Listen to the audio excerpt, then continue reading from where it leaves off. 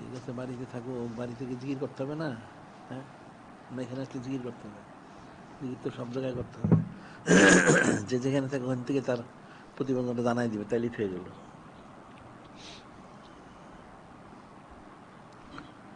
তোমাদের কাজ চলছে, খালি কাজ কতদিন চলবে? বাস্তবায়িত হইতে হবে না? বাস্তবে আসতে হবে তো। এখন মূল যে বিষয়টা হলো প্রত্যেকের জিকিরটা ঠিক রাখতে হবে, আর আমলগুলি সুন্নত অনুযায়ী করতে হবে। এই জিনিসটা খেয়াল রাখতে হবে। আর এই যে আসলে আমাদের পত্রিকা দিলে সেন্ট মার্টিন না, নারিকেল দ্বীপ লিখতে হবে, মনে থাকবে রেখো। এটা একটা কাফের একটা নাম দিয়ে সেন্ট মার্টিন দিয়ে এটা কাফের দিকে রুজু করছে। ওটা নারিকেল দ্বীপ লিখতে হবে। যে যেটাই বলুক, লেখার সময় লিখবে নারিকেল দ্বীপ। তোমরা আজকে লেখছো সেন্ট মার্টিন লেখছো, হ্যাঁ? ওটা নারিকেল দ্বীপ লিখতে হবে।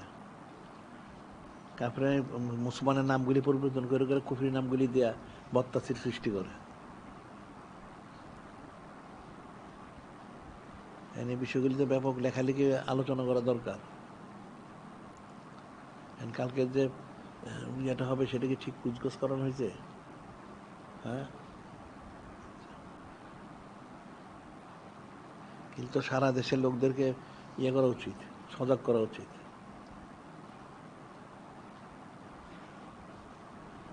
কাফেররা তো কুফরি করাইতেই যাবে, তো মুসলমান ইমানে কাজ করতে হবে না?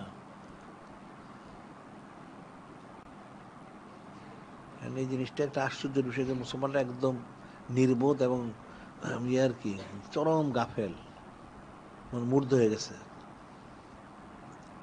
কাফেররা যা বলে সেটাই মানে।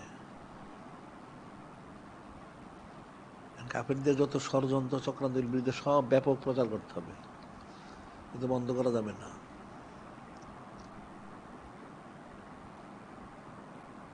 মুসলমান যদি মুসলমানিত্ব বজায় রাখতে না পারে, মুসলমান থাকবে কেমনে? বিষয়গুলি তো অনেক কঠিন বিষয়। যেটা এই সুদখোর, ঘুষখোর, ইহুদি মিহুদি সব বসানো হয়েছে, সেগুলি মুসলমানরা গেলে প্রতিরোধ করা উচিত, ব্যাপক প্রতিরোধ করা উচিত, কঠিন প্রতিরোধ করা উচিত। আবার এটাই দেশের নাগরিকও না, তাহলে বসে কেমনে? হ্যাঁ, এর বিরুদ্ধে ব্যাপক ইয়ে করো, লেখালেখি করো। যে দেশের নাগরিক নেই সেবার দেশের উপদেষ্টা কেমনে? হ্যাঁ, এটা কোন আইন আছে তাদের আইন দেখাইতে হবে, আর নাহলে কালকে এটা বরখাস্ত করতে হবে।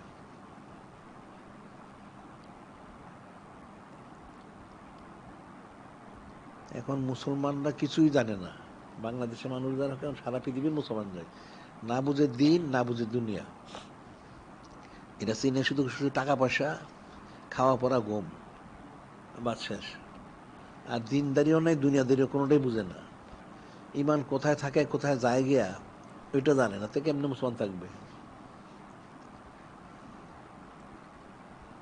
একটা হাদিস যে নূরে মুজাসসাম হাবিবুল্লাহ হুজুর পাক সাল্লাল্লাহু আলাইহি ওয়াসাল্লাম করলেন, ইয়াতি আলান নাসে জামানুন আস-সাবিরু ফি মালা দীনি কাল কাবিদ আলাল জমর। ইয়াতি আলান নাসে জামানুন, ইয়াতি আলান নাসে জামানুন, যে আমার উম্মতের উপরে এমন একটা সময় আসবে, প্রতিষ্ঠিত একটা সময় আসবে, আস-সাবিরু ফিহিম আলা দীনহি, আস-সাবিরু ফিহিম আলা দীনহি, তাদের দিনের উপর ইসলামের ইস্তেকামত থাকা তাদের এত কঠিন হবে, কাল কাবিদ আলাল জমর, জ্বলন্ত কয়লা হাতে রাখা যেরকম কঠিন, তখন ইমান রাখাতে তত কঠিন হবে। এখন সেই সময়টা বুঝতে পারলে যে আমার উম্মতের মধ্যে একটা সময় আসবে যখন তারা দিনের উপর ইস্তেকামত থাকাটা তাদের এত কঠিন হবে, হাতে জ্বলন্ত কয়লা রাখা যেরকম কঠিন সেরকম কঠিন হবে। জ্বলন্ত কয়লা কি হাতে রাখা যায়? তো দিন রাখবে কেমনে? এখন তো দিন তো নাই, অবস্থা তো সেটাই হয়েছে। সারাদিন সব কুফরিতে পরিপূর্ণ। দিনদারি তো একটা কঠিন বিষয়। এখন একটা মানুষের দিনদারি যে কি জিনিস এটাও বুঝে না, তো কেমনে হবে? একটা লোক জিজ্ঞেস করে দিনদারিটা কি, হ্যাঁ, বলো দেখি দিনদারিটা কি, কি দিনদারি কি? দিনদারি হচ্ছে একটা রিক্সাওয়ালা বলে একটা লোকরে, কেন বলে? রিক্সা চালায়, ব্যবসায়ী, সে ব্যবসা করে, যে কোনোটাতে সংশ্লিষ্টতা সেটা থাকে। তো দিনদার যদি দিনটা তার মধ্যে থাকে তখন তার দিনদারি আছে, তার দিন না থাকলে কিসে দিনদার? তার মাথার তালু পায়ের তলে কোনো দিনই নাই, তাই দিনদার লোকের থেকে সে, তার তো সর্বস্থায় দিনটাকে বজায় রাখতে হবে, তখন সে দিনদার হবে।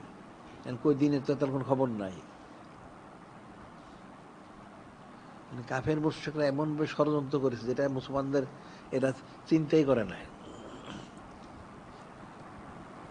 খুব পাক্কা মুসল্লি, 5 ওয়াক্ত নামাজ পড়ে, জামাতে নামাজ পড়ে, সব করে, আবার তার ঘরে টিভি আছে, সারাদিন এটা দেখতেছে, আবার পর্দার কোনো গুরুত্ব নাই। আবার যদি নিজে সে পড়ে, তার পরিবারে কারো নামাজ কালাম পড়লো না বললো খবর নাই, বাস রসমরা চলছে সব, পরেজগার দিনদার। তো এইরকম, এটা তো আর পরেজগার দিনদার হইল না।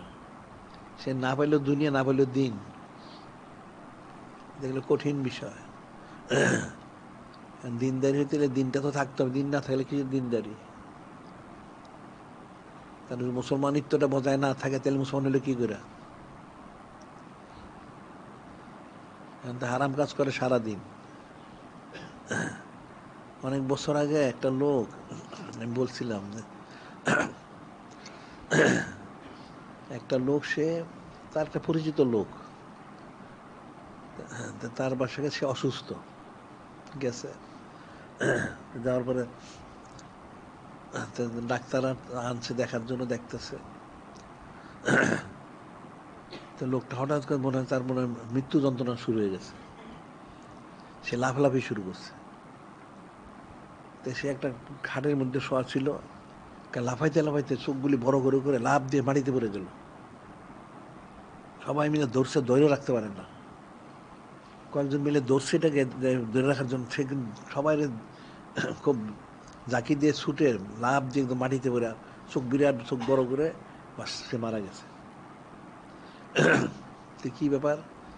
পরে জানা গেল লোকটা ঘুষ খাইত। এই যে হাদিস হয়েছে যে যখন মালাকুল মউত আজরাইল সালাম দেখে মানুষ বিকট সুরে, তখন সে ভয়ের ইয়ে করতে থাকে, তো ঠিক ওই জিনিসটার মধ্যে জাহির হয়েছে। সে কি বড় করে থাকে দেখতেছে, আর দেখে আর সে লাফালাফি করতেছে ছুটার জন্য, ছুটতে তো সে পারবে না, সে ওখানে লাফ দিয়ে মাটিতে বসছে, লাফ দিয়ে বসে মানে শোয়ার থেকে গড়ায় পড়ে গেছে, কিন্তু তারপরে সে মারা গেল। এই যে মৃত্যুর যে বিষয়টা, এই বিষয়টা তো মুসলমানের ফিকির করা উচিত। কারণ মানুষ মনে করে 80 বছর, 90 বছর, 100 বছর হলে মারা যাবে, ঠিক আছে, 100 বছর হলে মারা যাক, অসুবিধা নেই, আগে তো মারা যেতে পারে, তো ব্যবস্থাটা কোথায়? তো দিনদারিটা তো নাই, তো কেমনে হবে? এখন মুসলমান যে ইলিম অর্জন করা ফরজ, যে বলা হচ্ছে তলাবুল ইলমে ফারিদ আলা কুল্লি মুসলিম মুসলিম, প্রত্যেক মুসলমান পুরুষ মহিলার জন্য ইলিম অর্জন করা ফরজ, ঠিক আছে, তো কোন ইলিম কতটুকু ফরজ হবে? কোন ইলিমের কতটুকু ফরজ? আরে তার ইমান, আমল, এখলাস ইত্যাদি বজায় রাখার জন্য যা প্রয়োজন, সেটা দিনই হোক আর দুনি হোক, প্রত্যেকটা তার জন্য ফরজ। একটা লোকের ইমানটা শুদ্ধ রাখার জন্য, আকীদা শুদ্ধ রাখার জন্য, হস্তজন ঠিক রাখার জন্য, হকপথে ইস্তেকামত থাকার জন্য তার যত যা দরকার, এটা দিনই বিষয় হোক আর দুনিয়াবী বিষয় হোক, প্রত্যেকটা তার জন্য ফরজ। মনে করে ফরজ ইলম অর্জন করা, নামাজ শিখছে, রোজা শিখছে, ওযু গোসল শিখছে, বাস হয়ে গেছে, না, এটা তো হয় না।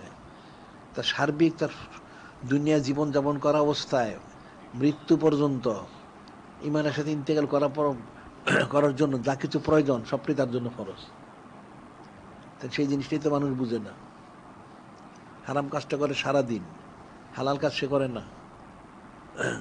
ফরজ ওয়াজিব যদি কিছু করে, সুন্নত মনে তো কোনো গুরুত্ব নাই, তো কেমনে হবে? সে যদি সুন্নত পালন করতে না পারে, তাহলে সে মুসলমানই হইতে পারল না। এই জিনিসগুলো তো বোঝানো দরকার মুসলমানের।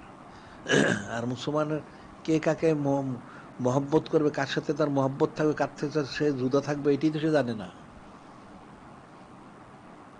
আল্লাহ পাক যে ঘোষণা করে দিলেন, এই যে বিদায় হজ মোবারকের সময়, আযানুম মিনাল্লাহি রাসূল ইলান নাস ইমাল হজ্জুল আকবর, আযানুম মিনাল্লাহি, আল্লাহ বলছেন, আল্লাহ ওনার তরফ থেকে আল্লাহ নিজে ঘোষণা দিচ্ছেন যে আল্লাহ ওনার তরফ থেকে ওনার হাবিব মাহবুব নূরে মুজাসসাম হাবিবুল্লাহ হুজুর পাক সাল্লাল্লাহু আলাইহি ওয়াসাল্লামের তরফ থেকে ঘোষণা দেওয়া হচ্ছে সমস্ত সৃষ্টির প্রতি, ইলান নাস, আন্নাল্লাহ বারিউ মিনাল মুশরিকিন রাসূলুহু, নিশ্চয়ই যিনি খালিক, যিনি মালিক আল্লাহ পাক তিনি এবং ওনার হাবিব মাহবুব নূরে মুজাসসাম হাবিবুল্লাহ হুজুর পাক সাল্লাল্লাহু আলাইহি ওনারা কাফের মুশরিক থেকে সম্পূর্ণ জুদা মুক্ত, আল্লাহ পাক ঘোষণা দিয়ে দিয়েছেন। তখন তো কাফেরদের সাথে অনেকের চুক্তি ছিল, সন্ধি ছিল। আল্লাহ বলেন, ফাইন তুবতুম ফাখায়রুল লাকুম, তোমাদের যাদের চুক্তি টুক্তি থেকে সব ছেড়ে দিয়ে বাদ দিয়ে তবা করে তোমরা ফিরে আসো, উত্তম হবে। তাওয়াল্লাইতুম ফাআল মানকুম গায়রু মুজিজিল্লাহ, আর যদি তোমরা ফিরে না আসো আল্লাহ পাকের সাথে কিন্তু পারবে না, কখনো ধ্বংস হয়ে যাবে, নাউযুবিল্লাহ। এখন তো দেখা সেটাই করে যাচ্ছে মানুষ, কিন্তু স্পষ্ট আশয়ে বলে দেওয়া হয়েছে যে আল্লাহ পাক ওনার তরফ থেকে ঘোষণা দেওয়া হচ্ছে আল্লাহ পাক তিনি নিজে এবং নূরে মুজাসসাম হাবিবুল্লাহ হুজুর পাক সাল্লাল্লাহু আলাইহি ওনাদের তরফ থেকে যে ওনারা কাফের মুশরিকদের থেকে শত বেদিন বদিন থেকে সম্পূর্ণ মুক্ত, যুদ্ধ ওনার কোনো সম্পর্ক নাই।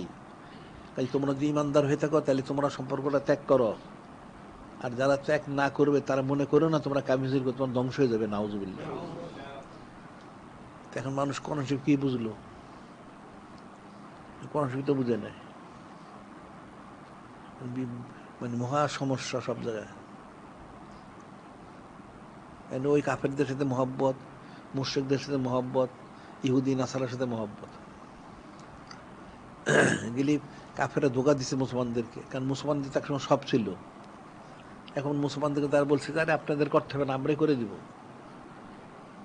আপনাদের কোনো কাজ করার প্রয়োজন নাই, আমরাই সব করে দেবো, আপনাদেরকে দায়িত্ব দেন। অর্থ কি? মূল জিনিসটা নিয়ে নিল, মূল জিনিসটা এখন মুসলমান এদের পিছনে ঘুরো সারাদিন, নাউযুবিল্লাহ। এদের এখন যত যে কোনো মাল সামান কিনতে যাও কাফের দেশের, ও একটা সুই কিনতে গেলে মনে কাফের থেকে আনতে হয়, নাউযুবিল্লাহ। আর বড় জিনিস তো রইলই, তাহলে মুসলমানরা করে কি? তো মুসলমান তো স্বয়ংসম্পূর্ণ উচিত ছিল, তারই সব তৈরি করা উচিত ছিল, তো মুসলমানরা এটা বুঝে নাই। আর ওই কাফেররা ওইটাই শিখায়, অসুবিধা নাই, সব ওখানে তো পাওয়া যায়, ওখানে তো আনলেই হবে।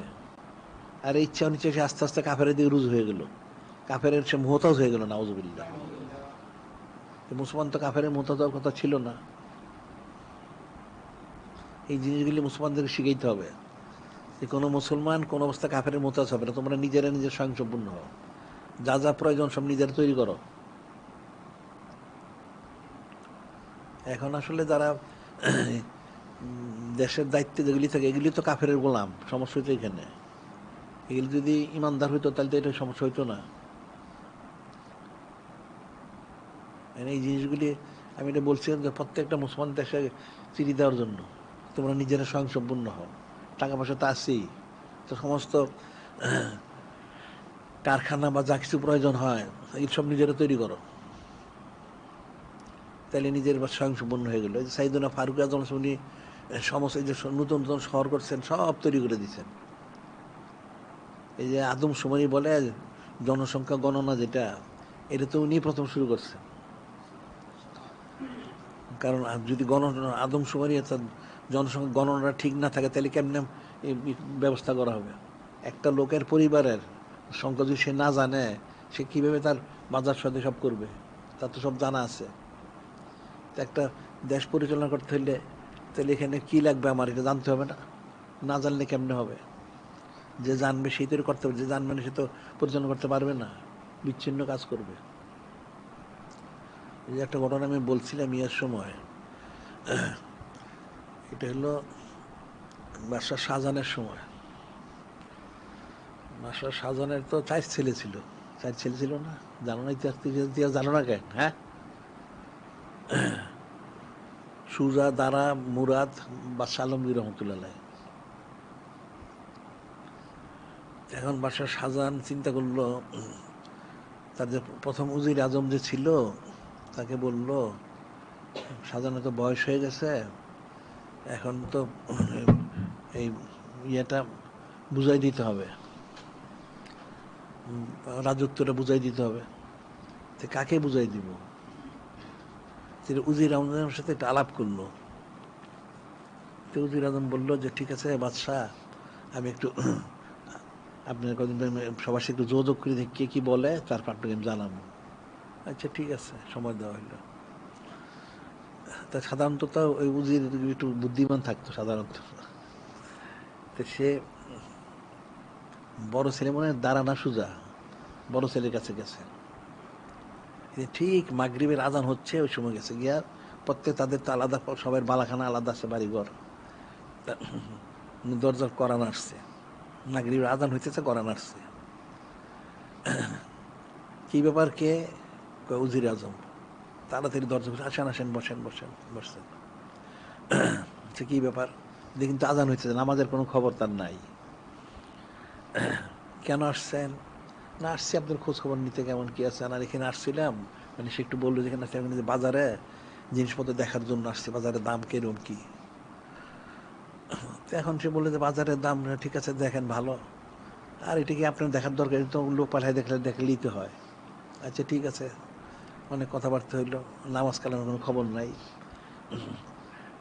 তখন সে জিজ্ঞাসা করলো যে আপনার কি কোনো কথাটা তো আছে কিছু, যেটা বাদশাকে পৌঁছাইতে হবে। হ্যাঁ, আমার তো কিছু কথা ছিল। কি কথা ছিল? যে আমার বাতা যা দেয়, আমার বাতা তো হয় না, আমার বাতা একটু বাড়াই দিতে হবে। আচ্ছা ঠিক আছে, সে আলাপ টালাপ করে সে গেল গিয়ে। একদিন আবার 2-3 দিন পরে আরেকদিন আবার ওই দ্বিতীয় ছেলে, ওটা দাঁড়া হইলে সুজয় দিতে হইতো, তার কাছে গেল। ঠিক আবার ওই দিনও মাগরিবের সময় আজান হচ্ছে, সে কোরআন আসছে।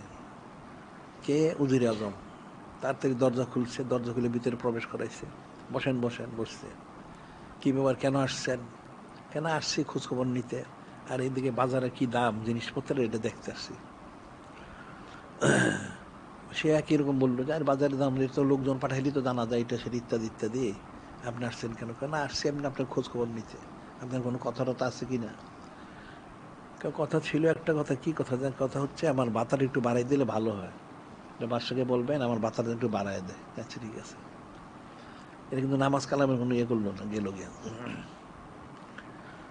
তারপরে এরপর কয়েকদিন পরে ওই মুরাদ, ওইটা মনে হয় ছোট ছেলে মনে হয়, তার কাছে গেল ঠিক ওই মাগরিবের সময়। আজান হচ্ছে, কোরআন আনলো। কে? উজির আজম। আচ্ছা, আবার তার দরজা খুললো, প্রবেশ করাইলো, বসাইলো, খুব খাতির করলো। কি ব্যাপার, কেন আসছেন? আসছি তো বাজারটা দেখার জন্য, কি দাম এখানে বাজারে জিনিসপত্রের, আর আপনার খোঁজ খবর নিতে আসছি। এটা খুব ভালো কথাবার্তা হইলো। পরে সে জিজ্ঞেস করলো যে আপনার কোনো কথা আছে কি? হ্যাঁ, আমার কথা আছে, আপনি বাদশাকে বলবেন আমার বাতাটা বাড়াই দিতে। আচ্ছা ঠিক আছে।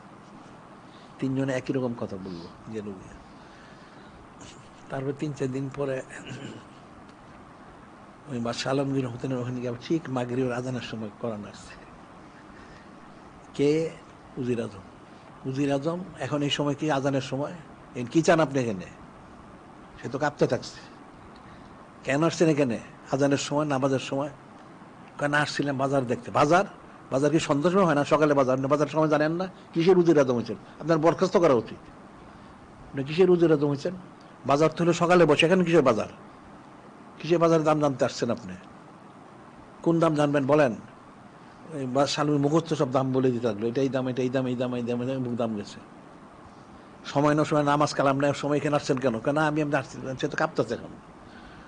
না, আপনাদের খোঁজ খবর নিতে, আমার খোঁজ খবর কিনবেন? আপনি নিজের ইয়ে ঠিক করেন, আপনি কিসের উজির আজম হয়েছেন? যান নামাজ কালাম পড়েন। সে তো কাঁপতে কাঁপতে দেখেন পালায় গেছে, গেছে গিয়া। যাক গিয়া সে জিজ্ঞেস করতে আপনার কেন, আমার কোনো কথা হতো না, আপনি ইয়ে করেন, যান নামাজ কালাম পড়েন, ঠিক ইয়ে করেন। আর বাজার হইলেও সকালে বাজার বসে, আপনি কি উজির আজম হচ্ছেন? বাজারের সময় জানেন না, উজির হিসেবে কেমনে? হ্যাঁ, আপনাকে তো বরখাস্ত করা উচিত। যাক, সে তাড়াতাড়ি গেছে গিয়ে। জন সাজানের কাছে গেছে গিয়ে বললো কি ব্যাপার, কে আসলে উপযুক্ত বাদশাহ আলমগীর রহমতুল্লাহ আলাইহি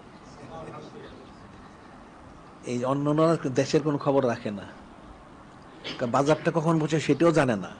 বাজারটা বসে সকালে, সে গেছে সন্ধ্যায়, তারাও সেটা জানে না। আর বাদশাহ আলমগীর বললেন যে হ্যাঁ, আপনি কিসের উজির আজম হচ্ছে, আপনি জানেন না বাজারটা সকালে বসে, আর বাজারের দাম আপনি জানেন না কেন, কিসের হয়েছেন? সমস্ত বাজারে যা অবস্থা সব মুখস্থ, উনি দামগুলি মুখস্থ বলে দিলেন। সেটা উজির আজম বললো যে কেউ যদি একটা দেশ পরিচালনা করতে চায় তাহলে দেশের অবস্থা যদি না জানে সে পরিচালনা করবে কেমনে? তার তো এই সমস্ত জানতে হবে। ওই তিনজন তো জানে না। তার মানে বলার উদ্দেশ্য হলো যে এরা যে দেশ পরিচালনা করতে কিছুই জানে না, গণ্ড মূর্খেরা। আবার এদেশে আমাদের দেশে মুসলমান যারা আছে এরাও মূর্খ, এরা কোনো খবরই রাখে না। যে খবর রাখে না সে পরিচালনা করবে কোত্থেকে? এই যে এখানে একটা জিনিসের বিষয় আছে যে নূরে মুজাসসাম হাবিবুল্লাহ হুজুর পাক, উনি যে হায়াতুন নবী, উনি হাজির নাজির, উনি যে সাক্ষী দিবেন, উনি যদি না দেখেন শোনেন জানে সাক্ষী দিতে পারবেন? হ্যাঁ, মূর্খ কোথাকার। উনি তো হাজির নাজির ঠিকই আছে, হায়াতুন নবী, উনি সব জানেন, দেখেন, শোনেন। কেউ যদি না জানে না শোনে সে পরিচালনা করবে কোত্থেকে? একটা তার সংসারের পরিস্থিতি পরিচালনা করতে পারবে না, না দেখলে, না শুনলে, না জানলে। তো এই যে বিষয়গুলি, এটা একটা লোক দেশ একটা পরিচালনা করতে, তার বিষয়গুলি তার জানা দরকার, শোনা দরকার, বোঝা দরকার। এরা তো কিছুই জানে না। এই ধরনের যারা যেগুলি এখন এই সরকারের পদে বসছে, তার যে কি দায়িত্ব এটি সে জানে না। সে আইন কানুন জারি করা শুরু করলো, গণ্ড মূর্খ কোথাকার। এদের দ্বারা দেশ চলবে কেমনে? এই সারা দিনে তো এরকমই, কাফের গুলি তো এরকমই, নিজের স্বার্থটা সারাক্ষণ দেখে। দেশের স্বার্থ, জনগণের স্বার্থ সে তো কোনো খবর নাই। তো কাজ করবে কেমনে? তো সেটাই ফারুক আজম যে করছেন। উনি তো অনেক শহর তৈরি করছেন, নতুন নতুন। কিন্তু শহর তৈরি করার আগে কত লোক সেখানে যাইতে হবে? 10 লক্ষ লোক, 5 লক্ষ লোক, তার কতটুকু জায়গা লাগবে? কতগুলি ঘরবাড়ি দরকার? কারণ 5 লক্ষ লোক হলে যদি 1 লক্ষ হোক বা 50,000 হোক পরিবার যদি হয়, তো এই পরিবারের লোকগুলি তো থাকার জায়গার ব্যবস্থা করতে হবে। তাহলে এতগুলি লোকের জন্য কতগুলি বাজার দরকার? বাজার করতে হবে, বসাইতে হবে। শিক্ষা প্রতিষ্ঠান কতগুলি দরকার, সেটা বসাইতে হবে। তারপরে এদের কি, এই যে এটা তো তারা তো বলে মৌলিক অধিকার 5টা, শরীরে তো 6টা, জরুরি 6টা। যাক, পরেরটা হলো বিবসা, যেটা পরের। খাদ্য, বস্ত্র, চিকিৎসা, তারপরে শিক্ষা, এই যে বিষয়গুলি, বাসস্থান, এই জিনিসগুলি কি লাগবে, কোথায়, সব তালিকা করে ওইভাবে ওনারা এমনি করছেন, করে তারপর সব বানায় এরপরে লোক স্থানান্তর করছেন। কত লোক এখানে যাবে অত লোকের জন্য? এই যে লোকের ইয়েটা না, এই যে আদম শুভেরি করাটা এবং ইয়ে করা, এটা তো উনি প্রথম করছেন। এবং কোনো এলাকায় কোনো সন্তান জন্মগ্রহণ করলে তার জন্য ইয়ে সাথে সাথে সেজন্য কাজী সাহেবকে জানায় তার ঘরে আজকে একটা সন্তান জন্মগ্রহণ করছে, ওটা তালিকাবদ্ধ করতে হবে। তালিকাবদ্ধ যদি না করে, না জানে, তাহলে তার খরচটা দিবে কোত্থেকে? তার খাওয়া পড়া আছে, তার এটা আছে, সেটা আছে, তার কি লাগবে সেই জিনিসগুলি মাল সামানা দিতে হবে। সেগুলি তো এখন কোনো খবরই নেই। এটা বাচ্চা সন্তানে তার জন্য দুধের প্রয়োজন হয়, এটা দরকার, সেটা দরকার, সেগুলি পাবে কোত্থেকে? সেই ব্যবস্থা করতে হবে। ওনারা যে খেলাফত কায়েম করছেন, এত সোজা জিনিস এটা না, অনেক কঠিন বিষয়। ইনসাফটা তো অনেক কঠিন। তেমন এরা তো এই দেশ পরিচালনার উপযুক্তই না, একদম অথর্ব এগুলি। হ্যাঁ, হ্যাঁ,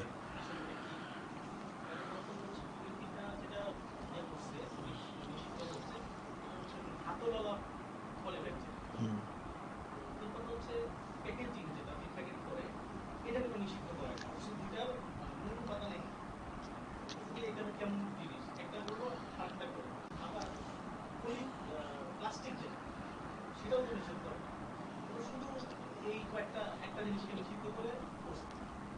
ওই হাতলওয়ালাটা আগেও করছিল, ওইটাই বন্য এটা। হ্যাঁ, তারপরে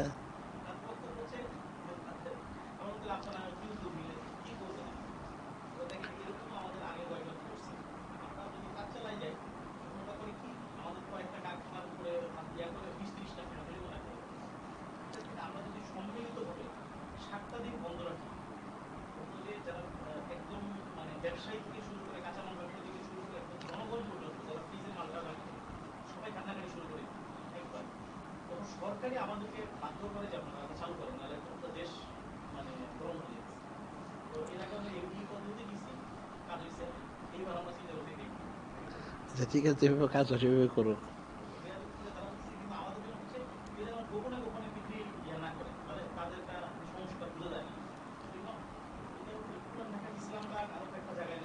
আচ্ছা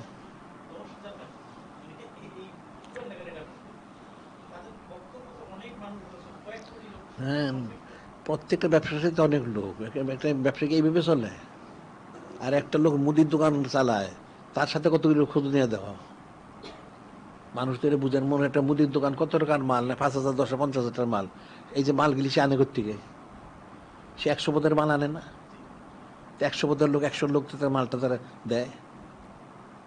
তো এই লোকটা মাল আনে থেকে, সে তো আরেকখান থেকে গিয়ে নিয়ে আসে। তো ওইটা আনে থেকে, ওইটা আর উৎপাদন করে না, উৎপাদন করে আনতেছে। তো যে বেটারা উৎপাদন করে থেকে বাতাসে উৎপাদন করে, তার নিশ্চয়ই কারখানা আছে, এটা কিছু আছে।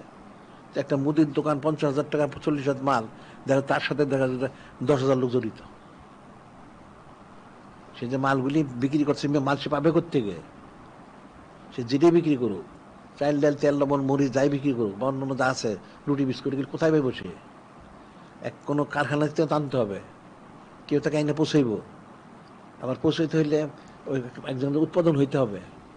উৎপাদন করতে হলে উৎপাদনটা অনেক কারখানা দরকার। মানুষ তো দেখলো খালি এইটা, কিন্তু পিছনে তো কতগুলি কাজ।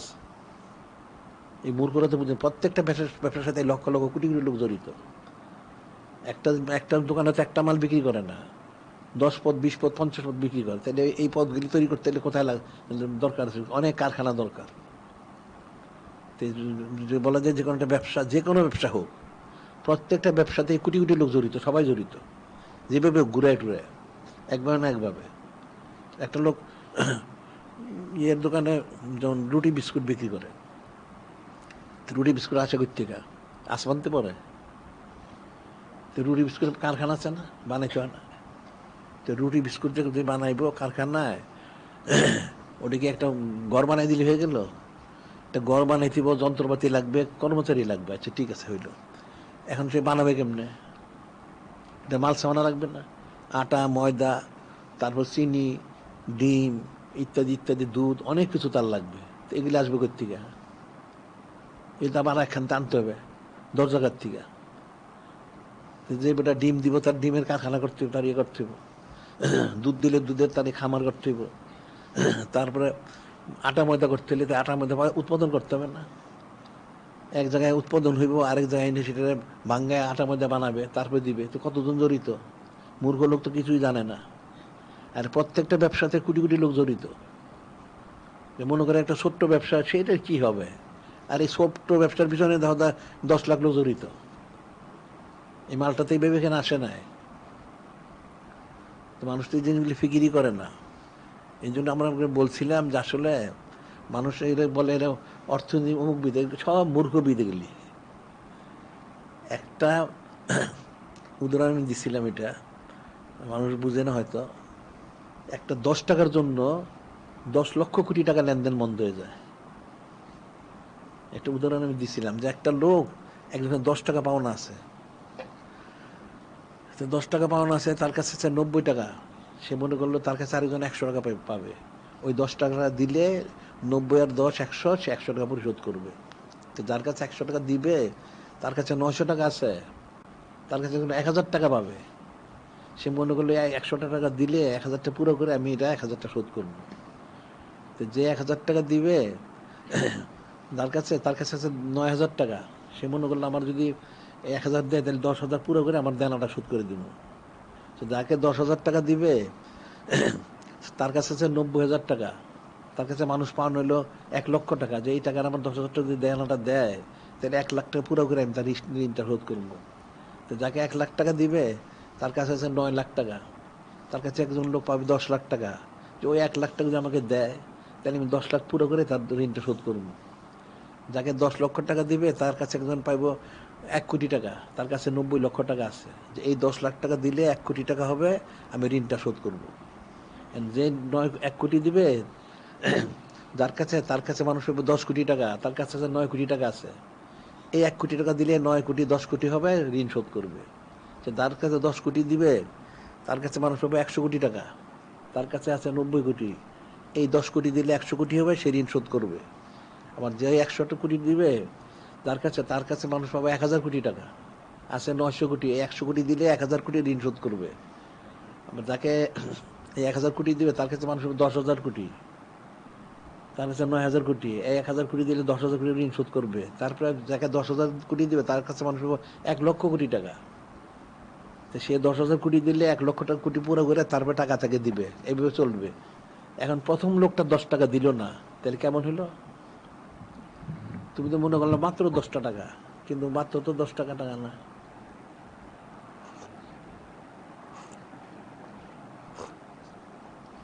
একটা গরিব লোক, তার কাছে 10 টাকা পাওনা আছে, আর দিলে দিল, না দিলে না দিল।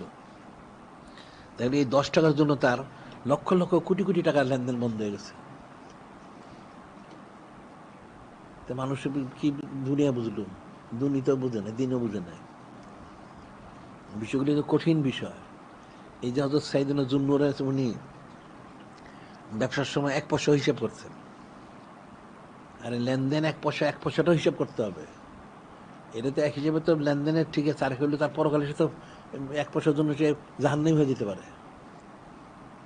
বিষয়গুলি তো সোজা জিনিস না।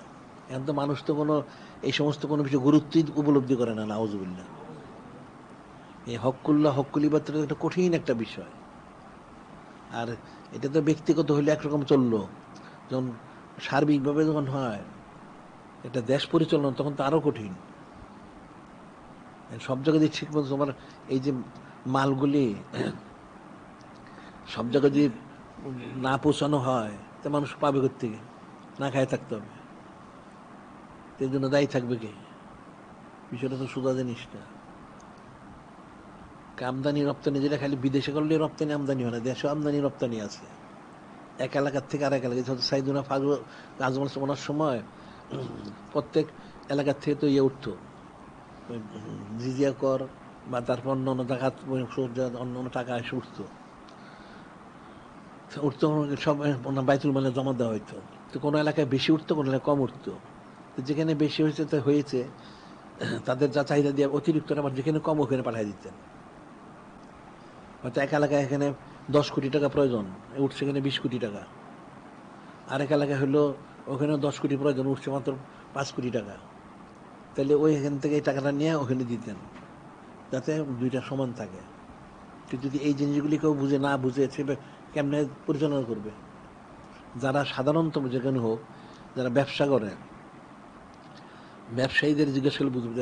ব্যবসায়ী তো অনেকজন, 50 জন তো সে মাল নেয়, কিছু নগদ কিছু বাকি। 50 জনটা নিলে মাল নিল, বাকি নিল, এখানে সবাই হয়তো 100 টাকা করে বাকি আছে, পাওনা আছে। এখন সে যে আমদানি হচ্ছে, তার আমদানিটা পুরো হয় না। 110,000 টাকা দরকার, এখন হয়েছে মাত্র 5,000 টাকা।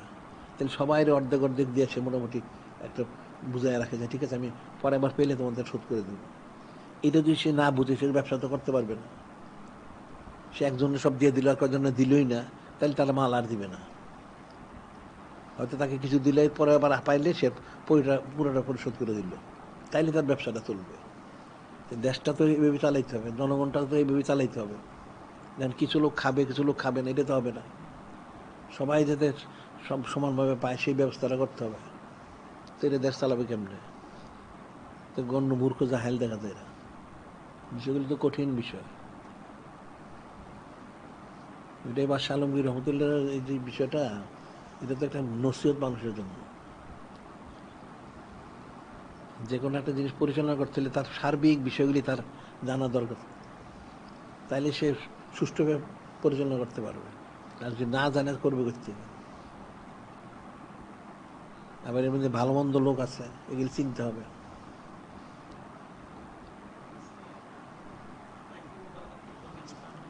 হ্যাঁ, হ্যাঁ,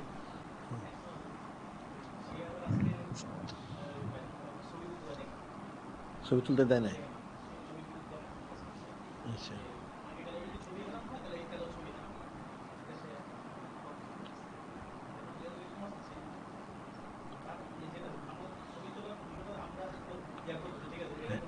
হ্যাঁ, হ্যাঁ, হ্যাঁ,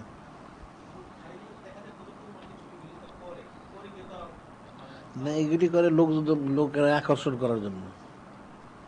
কিন্তু সব এক পদ্ধতি, তো সে আবার আলাদা করতে আসলো। হ্যাঁ হ্যাঁ, আগে গেছে, হ্যাঁ হ্যাঁ, ছবি।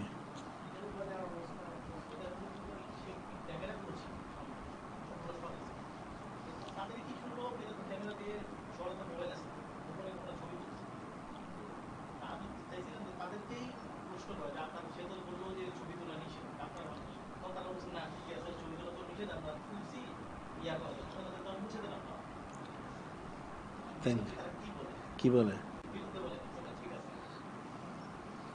ছবি তুলতে ছবি তো পন্তাল বন্ধ করে দাও, তাহলে তো হয়ে গেল। আছে, হ্যাঁ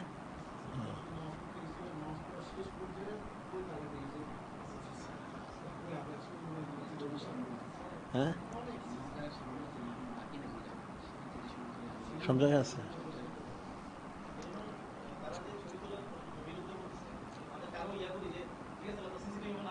হ্যাঁ, সব নামায় ফেলাও।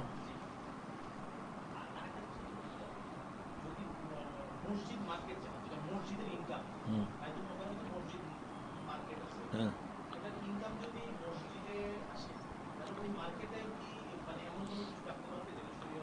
না রাখবে কেমনে? হারাম জিনিস তো ব্যবসা করতে পারবে না, তো পয়সা তো হারাম হবে। এটা তো অনেক বছর আগে একবার একটা আন্দোলন হয়েছিল।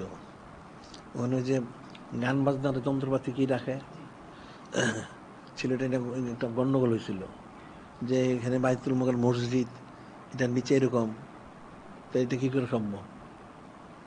করছে অনেকে, অনেক বলছিল, কিন্তু পরে তো ঠিকাইতে পারেন না, সব তো ওই পদেরই। যেখানে তাই দোকানগুলি সরাই দেওয়া হোক, এখানে এটা থাকবে কেন? এখানে মসজিদের নিচে, মসজিদে ওয়াজ হবে, গান বাজনা হারাম, আর তোমরা নিচের গান বাজনা করবা, এটা কি করে সম্ভব? তাহলে সরাই দাও।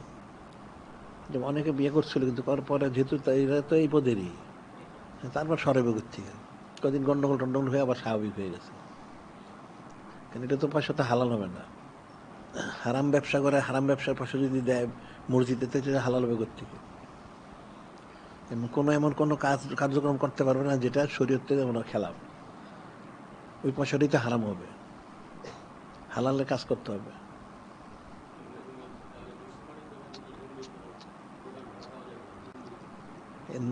কোনো দেওয়া উচিত, কোনো কাফেরকে দেওয়া উচিত না। ওই মুশরিকের দেশ খোঁজ, তোমরা তো জানো না কিছু। মুশরিকের দেশে কোন হিন্দুর এলাকায় কোন মুসলমানের বাড়ি বাসা ভাড়া দেয় না, খোঁজ নিয়ে দেখো। এই মুশরিকদের দেশে তারা তাদের যেখানে আছে সেখানে কোনো মুসলমানের বাড়ি ভাড়া দেয় না। এই ইহুদিন আসাদের গিয়ে দেখো, তারা সহজে ভাড়া দেয় না। এবং যদি খুব প্রয়োজন মনে না করে, তোমার এই লোকটা আমার দরকার, তখন তার ভাড়া দেয়, এছাড়া ভাড়া দেয় না। পেপার পত্রিকা, পেপারে অনেক আসছে পত্রিকায়। যে একবার একটা দিচ্ছিল যে একটা তাদের বিশেষ ইয়ে করে, ওটা মনে হয় ওই কি ইয়াটিয়া করে, নাটক নোবেল করে, একটা বিশেষ ইয়ে মুসলমান, তারে কোন এলাকা তাদের বিশেষ এলাকাতে বাসা ভাড়া দেয় না। হ্যাঁ, বাসা ভাড়া দেয় না। আর কাফেররা কাফেরের কাজ ঠিকই করে, মুসলমানগুলি অথর্ব গণ্য মূর্খ, এগুলি কাফের গোলামি করে, নাউজুবিল্লাহ।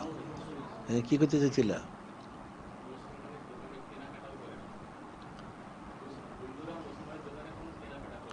করুক না, অসুবিধা, সে করতে নিষেধ নাই।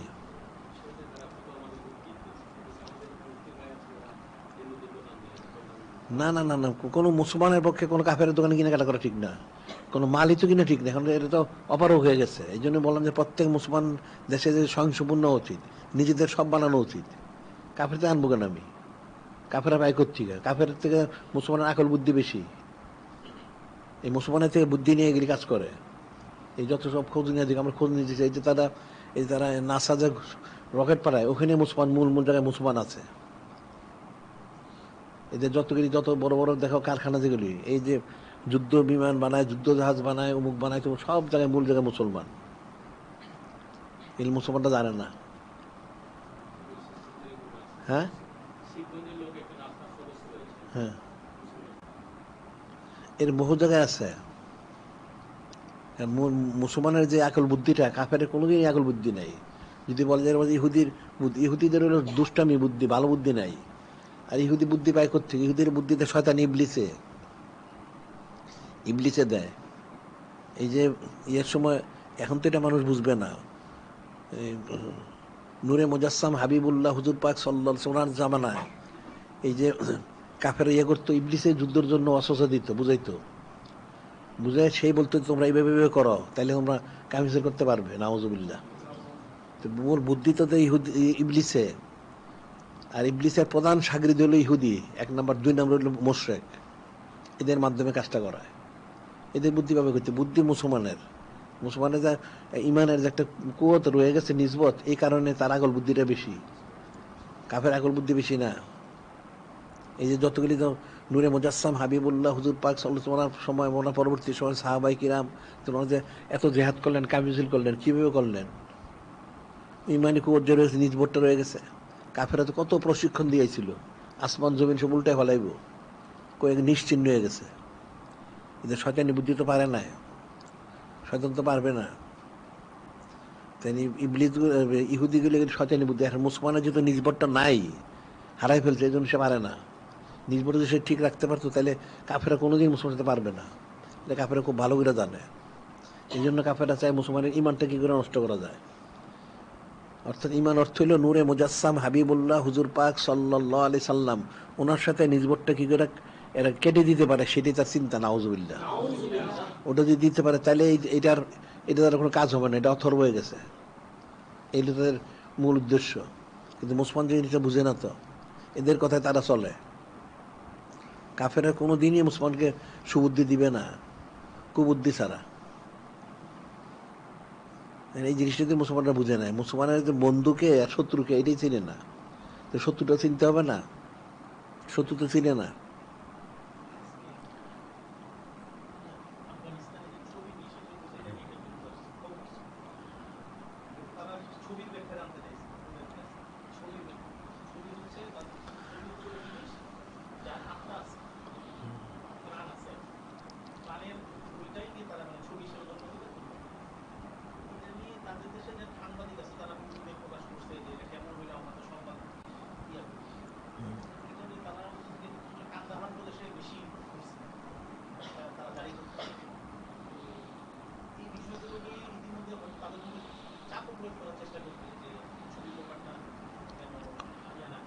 তারপরে না, এটা শক্ত থাকবে, এটা তো শক্ত আছে, মোটামুটি তারা ভালো আগাইছে তো। এগুলি প্রশ্রয় দেওয়া উচিত না। ছবি হারাম হারাম, পেপারটা হারাম হারাম, বাস। এটাতে কোনো, এখানে কোনো আপোষ নাই। এখানে আপোষ থাকবে কেন? প্রচার সংবাদ প্রচার করো, এত বছর হয়েছে কেমনে? এত বছর কি ছবিতে হয়েছে? এমনি সংবাদ প্রচার করা, তাই তো হয়ে গেল। ছবির কি প্রয়োজন? ছবিরও দরকার নাই, বেপরদারও দরকার নাই।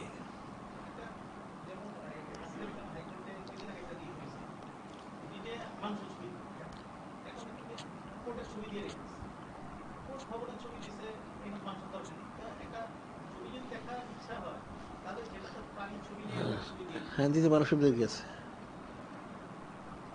প্রাকৃতিক যে বিষয়গুলি আছে, হ্যাঁ, বিচারালয় দেখাইলে, তাহলে ওই বিচারালয়টা দেখাই দিল, তাই তো হয়ে গেল। এরকম যেটা আছে সেরকম দেখাই দিল, অসুবিধার কি আছে? এখানে প্রাণীর ছবি আসতে হবে কেন? তো এত বছর চললো কেমনে?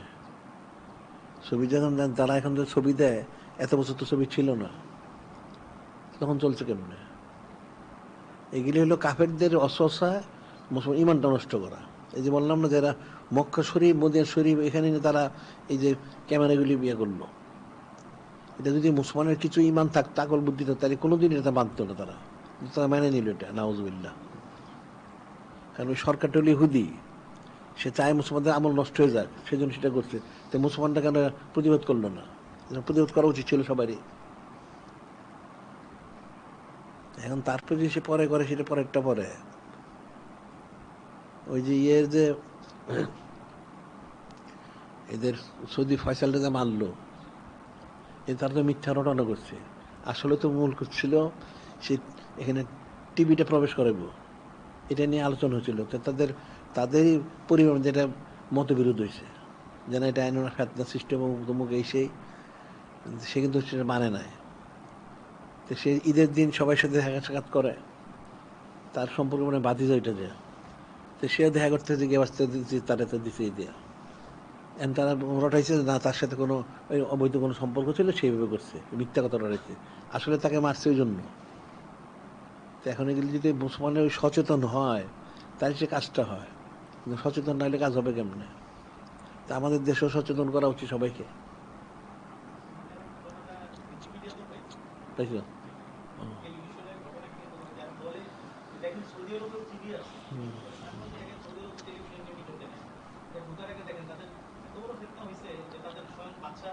খুন করছে, মারা গেছে না, কোনখানে কি আছে এটা তো দেখার বিষয় না, তুই কোরআন শরীফ সুন্নাহ শরীফে কি আছে এটা দেখবি। স্থান কাল পাত্র দেশ তো আমাদের অনুসরণীয় না, আমরা দেখবো কোরআন শরীফ সুন্নাহ শরীফে কি আছে সে অনুযায়ী বলতে হবে। কোরআন শরীফ সুন্নাহ শরীফে ছবি তোলা রাখা হারাম, বেপর্দা হারাম, এই তন্ত্র মন্ত্র করা সব হারাম, তো এগুলি বাদ দিয়ে দিতে হবে। এগুলি থাকবে কেন? এত বছর চলছে, এখন চলবে না? যেটা কোরআন শরীফ সুন্নাহ শরীফে যেটা আদেশ মোড়ক করেছে সেটা করতে হবে, যে নিষেধে নিষেধ হয়ে যাবে, এখানে তার দ্বিতীয় কোনো কথা নাই।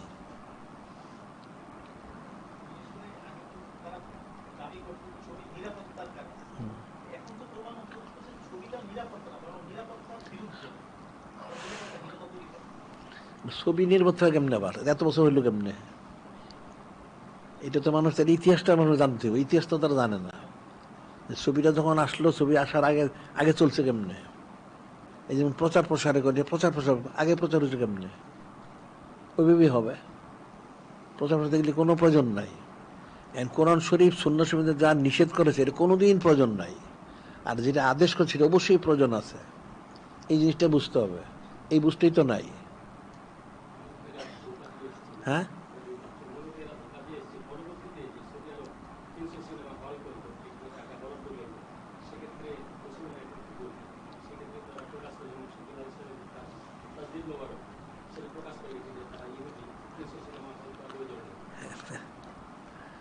আরো কত কিছু করছে ইহুদি তো, এটা পুরানো ইহুদি।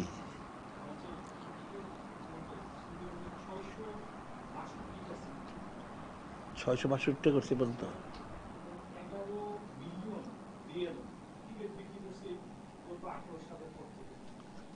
11,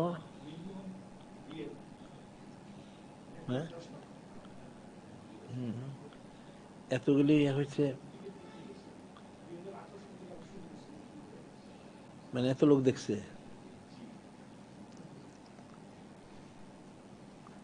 না কিন্তু তো ঠিকই আছে, এটা তো ওই শ্রেণীরই।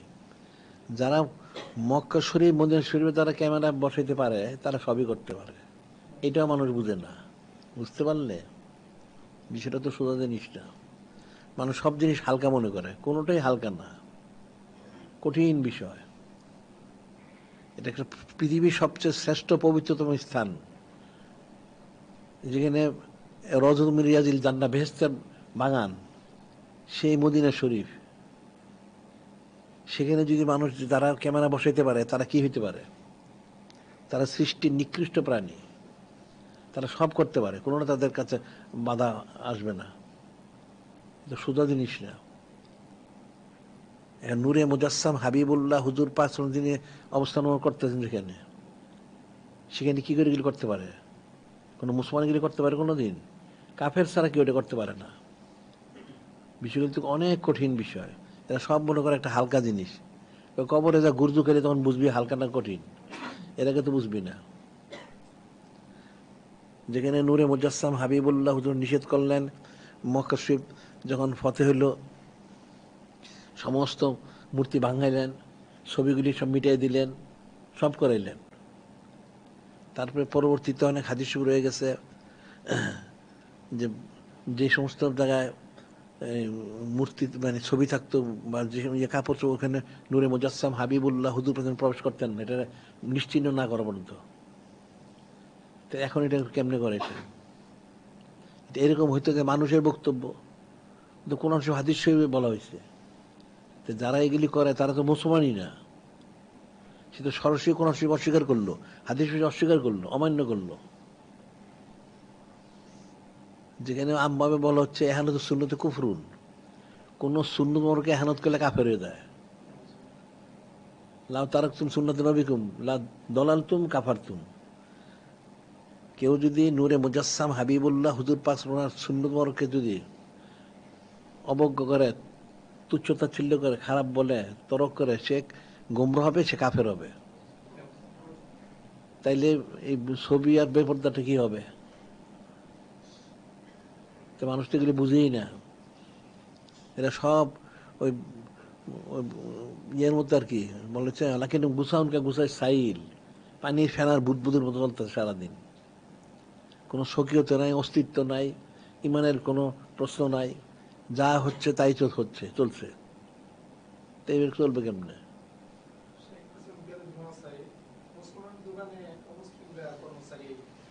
না, কোনো কোনো কাফের কোনো রাখা যাবে না।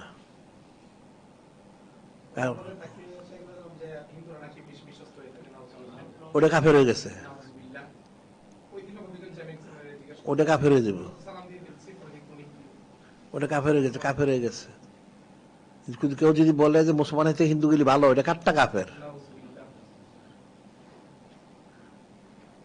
এই যে সাইদুল ফারুক ওনার সময় কতগুলি অনেকগুলি ঘটনা আছে। একটা ঘটনা হইল, এক এলাকায় যে যিনি আমিরের সভাপ্রধান ছিলেন, উনি একটা লোক রাখছিলেন, একটা ইহুদি ইহুদি খ্রিস্টানটা। ওটা মোটামুটি আকল বুদ্ধি ভালো ছিল, হিসাব নিকাশ ভালো বুঝতো। তো এটা হচ্ছে সাইদুল্লাহ ফারুক। এটা একটা ঘটনা, ঘটনা একাধিক। একটা হইলো, তিনি বুঝছেন, বুঝে একটা চিঠি পাঠাইছেন, বললেন এই চিঠিটা তোমার ওই যে হিসাব রক্ষককে মসজিদে পাঠ করতে বলবা।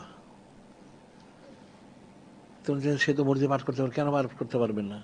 সে তো মুসলমান না, তাই তাকে রাখছো কেন? বিদায় করো। সে তো খুব ভালো জানে, সে মনে করে সে মারা গেছে, তাহলে কি করবে এখন?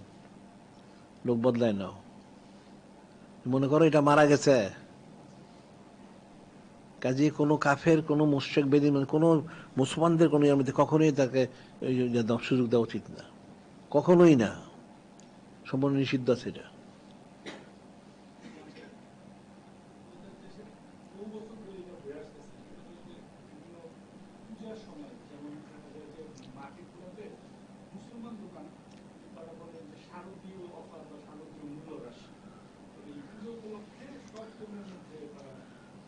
এই কুফরি হবে, কাফের হবে এটা। হ্যাঁ ঠিক আছে, যারাই দিবে, যারাই করে সব কাফের হবে, এগুলি এটা কাফের হবে।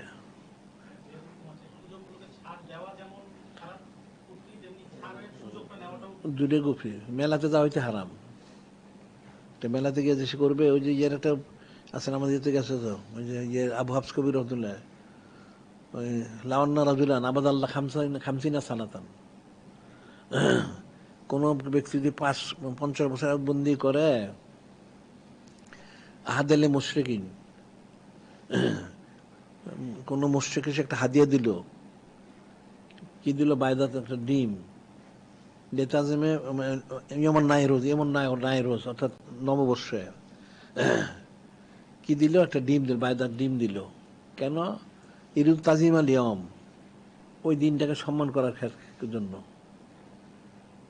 ফাগাত কাফারা ফাগাত হাবেত আমালাহু, সে কুফরি করলো, তার জিন্দির আমলি বরবাদ করে দিল, নাউজুবিল্লাহ। এটা আকায়েদের মাসালা। একটা ডিমও যদি দেয়, অর্থাৎ মূল কথা হচ্ছে এখানে ডিম তো তার উদ্দেশ্য না, কাফেরদের কোনো বিষয়গুলিকে সম্মান করলে সেটা কুফরি হয়, ইমানটা নষ্ট হয়ে যায়। কাজে পূজা হোক, বা ওই তাদের গির্জায় হোক, বা তাদের ইহুদিদের প্যাগোডা যেটাই যেখানে হোক, এদের কোনো ধর্মীয় অনুষ্ঠানের মধ্যে কোনো সম্মান করা, সাহায্য করা বা আঞ্জাম দেওয়া, প্রত্যেকটাই কুফরি। আর কাফেরদেরকে যদি বলছে, কাফেরও তো মানুষ, হ্যাঁ ঠিক আছে, মানুষ হিসেবে সে একটা হক পাইতে পারে, কিন্তু এই জন্য তাদের মুসলমানের মতো সুযোগ সুবিধা সে পাবে না। বুঝতে পারলে? মুসলমানের তো সুবিধা পাবে না। এখানে আবার একটা মাসালা আছে, সেটা হলো যেমন আজাদ আর গোলাম, আজাদ এবং গোলাম, মানে গোলাম মানে বাদী আর কি। একটা আজাদ মহিলার জন্য পর্দা যে শরীয়ত শর্ত, বাদীর জন্য কিন্তু সেরকম শর্ত না। এর কতগুলি মাসালা ব্যতিক্রম আছে। বুঝতে পারছেন আমার কথাটা? একটা মুসলমান, স্বাধীন মুসলমানের যে হুকুমটা, সে স্বাধীন না হওয়ার কারণে তার হুকুমটা অর্ধেক হয়ে গেছে। এটা যদি এরকম হয়, তাহলে এটা কাফের জন্য কি হবে? বুঝো না এমন আমার কথাগুলি তোমরা। মানে একটা মুসলমান মহিলা, তার জন্য শরীয়তের পর্দা পুরা তার রেখে রাখতে হবে। একটা যদি বাদী হয়, সে তার মুখ খোলাও রাখতে পারে, তার হুকুম আলাদা। এবং তারা অন্য অন্য কিছু পার্থক্য আছে হুকুম। ইদ্যতের ব্যাপারে তার হুকুমে পার্থক্য আছে, এই অনেক কিছু পার্থক্য আছে। শুধু সে বাদী হওয়ার কারণে, তাহলে কাফের হলে কি হবে? কাফের সাথে তো মুসলমান সম্পর্ক রাখতে পারেন না। যদি কাফের কাফের কাফের আস্তে মুসলমান হয়ে যা, তাহলে তো হয়ে গেল। তুই কাফের থাকবি কেন? তুই মুসলমান হয়ে যা আস্তে আস্তে, তাহলে তো হয়ে গেল। এই যে বিষয়গুলি, এগুলো তো মানুষ ফিকির করেন না। কারণ কোনো অবস্থাতে, কোনো ইয়াতে, কোনো জায়গায় কাফেরদেরকে প্রাধান্য দেওয়া যাবে না। মুসলমান যতক্ষণ আছে তখন মুসলমানদের প্রাধান্য দিতে হবে। এই যে জীবনী আছে, সাহাবায়ে কিরাম জীবনী মোবারক আছে। ওনারা যে ব্যবসা করতেন, ব্যবসা করলে ওনারা কখনো কোনো বিধর্মী থেকে নিতেন না। যদি কোনো মাল না থাকতো তাইলে সেখান থেকে, আর নাইলে এই মুসলমানদের থেকে গ্রহণ করতেন। আবার এক মুসলমান যদি জানা থাকে অমুক খানা থেকে অমুক মুসলমানের কাছে আছে, ওখানে যান। এখন যদি কোন মালটা পাওয়া যায় না যখন, তখন হয়তো কাফের থেকে নেওয়া যেতে পারে। যখন মাল পাওয়া যায় মুসলমানের কাছে, তখন কাফের কাছে যাওয়া ঠিক হবে না। আর মুসলমান যে কর্মচারীর কথা বললো, যেটা বললো, যদি মুসলমান যদি থাকে তাহলে কাফের কর্মচারী নিবে কেন? আর এই যে একটা কথা বলি যে কাফের বিশ্বস্ত, নাউযুবিল্লাহ, এটা কাঠটা কুফরি কথা। এই সুরতান সে তাকে বিশ্ব ভিতর দিয়ে সে তো সব গায়েব করে দেয়, ওটা সে বুঝবে না।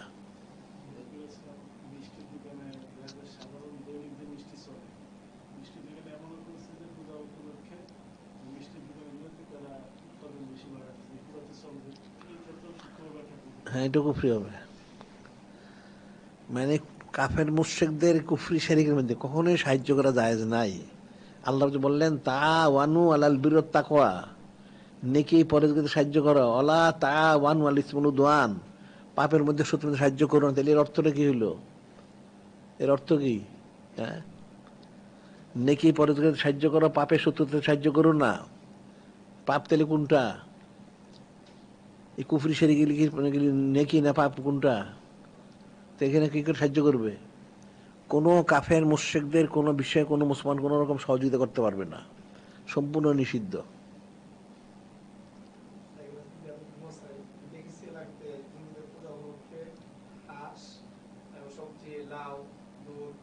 লাউ বলো না, কদু, লাউ বলিস না।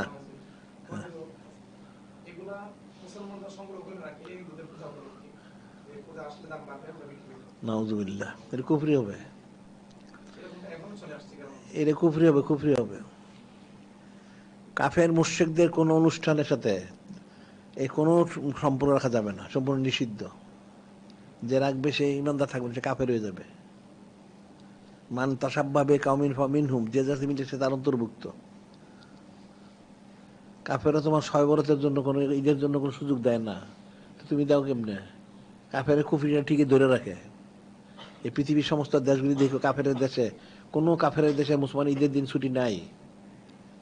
কোনো বিষয় বলে কোনো ছুটি, শবে বরাত সবে কোনো ছুটি দেয় না।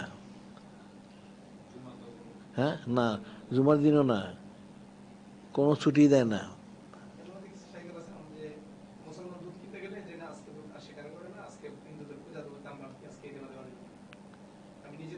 কিছে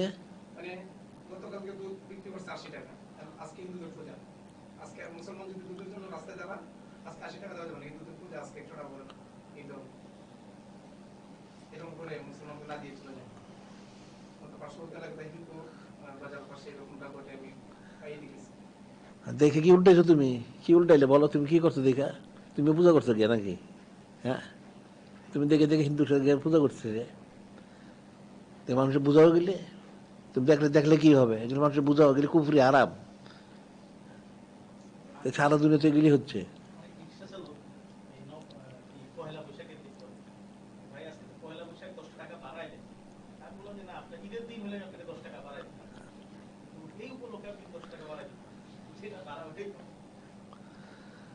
আসলে তো এই ইলিমটা নাই তো।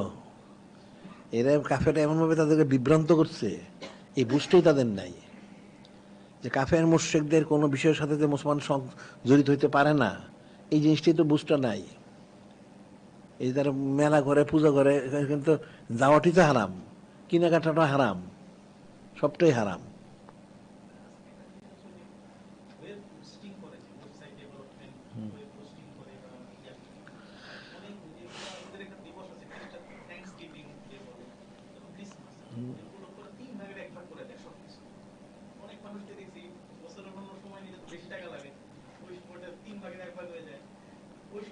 কি না, এটাও জায়েজ হবে না, এটাও জায়েজ হবে না।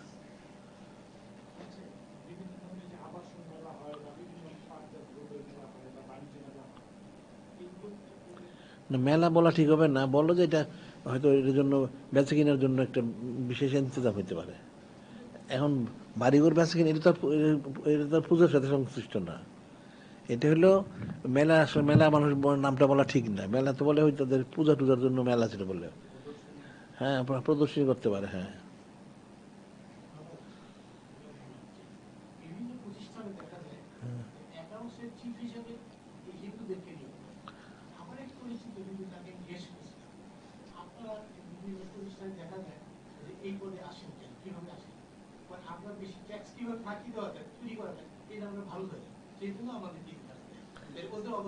হ্যাঁ, ঠিকই আছে। হাকিগতটা, এইটা সে হাকিগতটা ঠিকই প্রকাশ হয়েছে। দেখো, এটা এই চুরি বলে শিখাইতে পারে। এই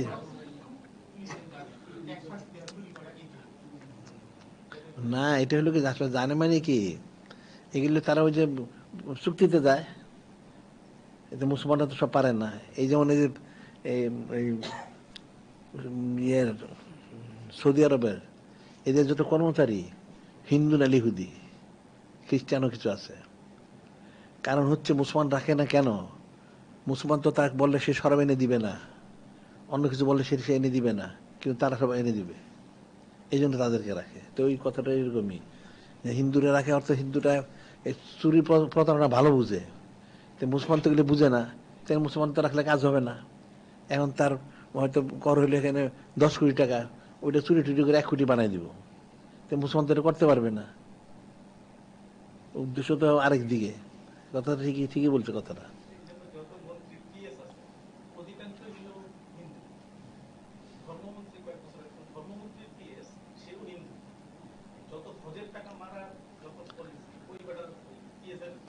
ওই তো, সে চুরি করার সহযোগিতা করে, মানে চোরের সাথে তো চোরেরই সম্পর্ক হবে, চোরের সাথে ভালো করে সম্পর্ক তো হইতে পারে না। বিষয়গুলো তো কঠিন আসলে, এটাই হাকিগতটা। হ্যাঁ,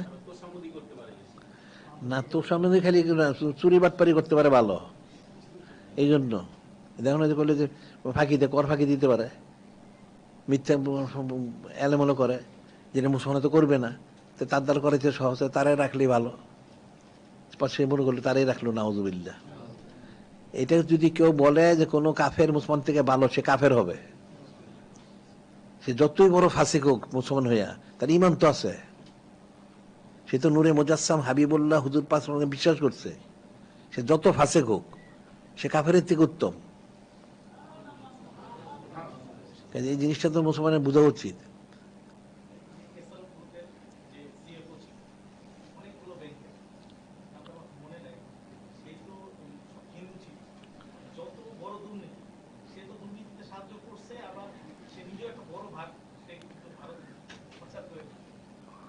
করবি তো, তার তো এই জন্যই করে। এগুলি তো অনেক ফাঁক আছে এর মধ্যে। যেমন ওই যে বললো যে পর ফাঁকি দেয়, এটা 10 কোটি হয়েছে। এখন মালিকরে বললো যে হ্যাঁ এটা করতে হবে, এটা করা যাবে, এটা 1 কোটি করতে হবে, তাহলে আরো 1 কোটি দিতে হবে। তো 1 কোটি 1 কোটি দিব, হয়তো দিব সে 50 লাখ, 50 লাখ টাকা গায়েব করবো। সব জায়গায় এগুলি করে। এটা তো সাধারণ মানুষ এগুলি জানেন না, এগুলি ব্যবসার। সেটাই বললাম যে আসলে কাফের মুশরিক যারা আছে, এদের সাথে কোনো দিক থেকে কোনো বিষয়ে কোনো রকম সম্পর্ক রাখা যায় নেই। মুসলমানদের করাইতে হয়, মুসলমানকে বুঝায় মুসলমানদের করো, তো তুমি আবার ফাঁকি দিবা কেন? যেটা শরীর সম্বন্ধে সেটা করবা, আর যেটা শরীরের সেটা করবে কেন? তাই তো হয়ে গেল।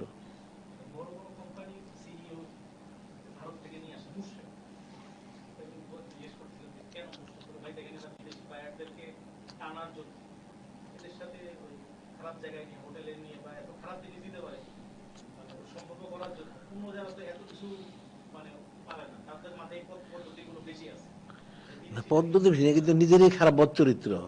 তো বদচরিত্রের সাথে বদচরিত্র হইব। এই যে বললাম যে ঠকটা, রবীন্দ্র ঠকটা, এটা জমিদার বানাইছে। এটা ছিল মাঝি সর্দার। সে মাঝি সর্দার ছিল। সে কেমন করলো, তার বাপ দাদাদের ছিল এই ব্যবসাগুলি, এই পতিতালয়ের ব্যবসা। শুনতে তো খারাপ শোনা যায়। এই ব্যবসা দিয়েই তারা এই খ্রিস্টানগুলির কব্জা করছে। কব্জা করে এদের থেকে জায়গায় জায়গায় জায়গা নিয়ে নিচ্ছে। এটা তো কোনো মুসলমান তো এই ব্যবসা করবে না। বিষয়টা তো এরকমই। মানুষ যত কথাই বলুক, আরে মুসলমান মুসলমানই, কাফের কাফেরই। একটা বলে যে একটা ভালো লোক যদি ইয়ে হয়, সে কত খারাপ হবে, একটা মাত্রা আছে। একটা মুসলমান কতটুকু হইবে, সে তো কুফরি করবে না শেষ পর্যন্ত। সে মুসলমান হয়, পাপ করতে পারে, গুনাহ করতে পারে, সে কুফরি করবে না। আর কাফের তো যতই ভালো হোক, সে ইমানের কাজ করবে না। তাই সে ভালো লোকের থেকে, একটা লোকের ভালো মন্দর মূল মাপকাঠি তো তার ইমান। একটা লোক মুসলমান হলে সে ভালো লোক, ঠিক আছে। এরপরে সে ফাসেক হইতে পারে, গুনাহগার হইতে পারে, অলিয়াল হইতে পারে, অপরের বিষয়। কিন্তু প্রথম তো সে ইমানদার।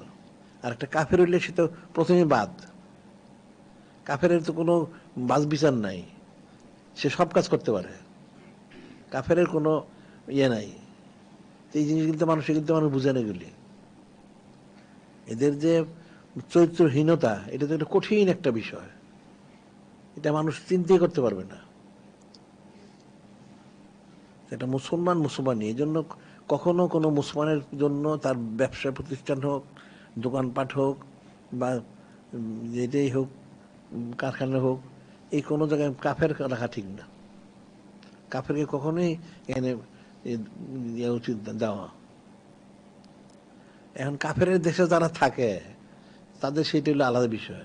হয়তো সে কাফের ছাড়া মুসলমান পাচ্ছে না, তখন তো কোনো কাফের নিয়োগ দিল, সেটা হলো আলাদা। কিন্তু মুসলমান দেশে যেখানে মুসলমান পাওয়া যায়, সেখানে তো কাফেরকে দেওয়া ঠিক হবে না, কখনোই ঠিক হবে না।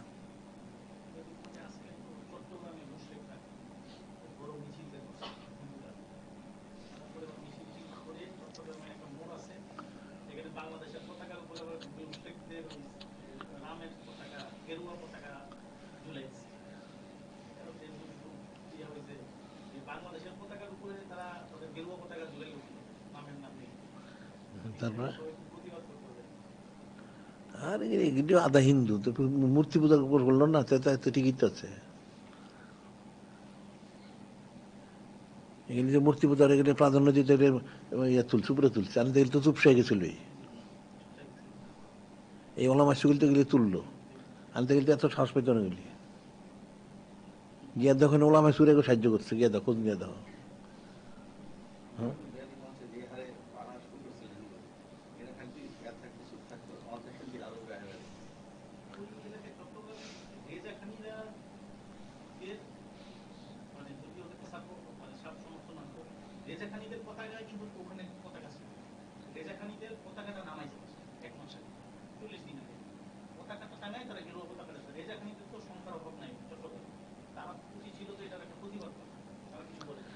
গিয়ে এরই সমর্থন করছে, গিয়া দেখো, এরই হয়তো সমর্থন করছে।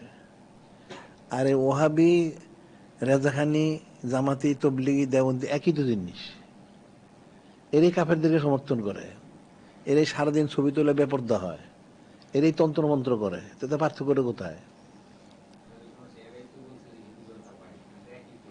হুম, সেটি বললাম, এরই হয়তো সহযোগিতা করছে, গিয়া দেখো।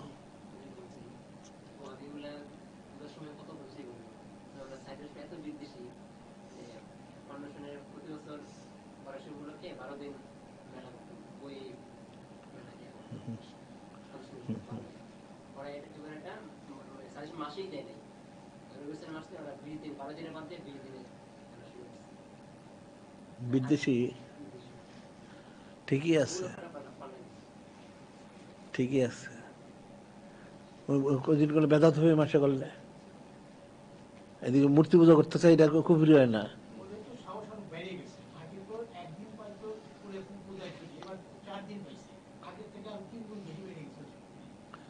ঠিকই আছে। এর জন্য ওলামায়ে সূরা দায়ী।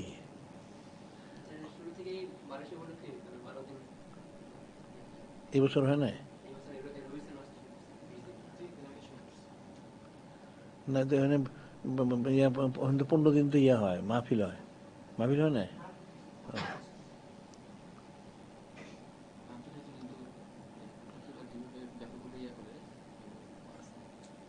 ঠিকই আছে।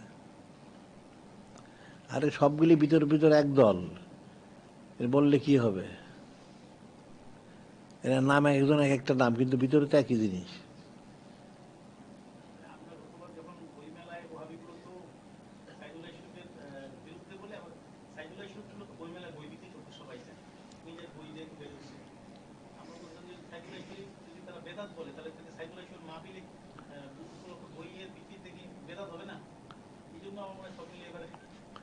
পিছিয়ে দিছে,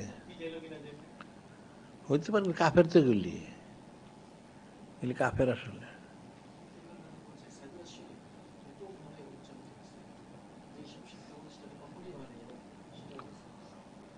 না এগুলি প্রচার প্রসার কারণ হয়েছে, ঠিক আছে হোক, কিন্তু বাধা দেয় তো ওলামায়ে সূরা। তোমরা যত কিছু বলো, আসলে আসলে হলো সমস্ত ওই ইয়ার মূল, এই কুফরির মূল হলো ওলামায়ে সুগুলি। এই যে এগুলি যে মূর্তি আর পূজা নিয়ে ইয়া না করতো, এগুলি জীবনে সাহস পাইত না। এই মূর্তি পাহারা দিল, পূজা অনুষ্ঠানে গেল, এর সাথে খুব কোলাকুলি করলো, নানান কিছু করলো, এই যে করলো কাজ খেলতে এরই করলো, এদের কারণে যে সুযোগটা পাইলো। আর এই সুযোগটা তার কখনোই পাইত না তারা।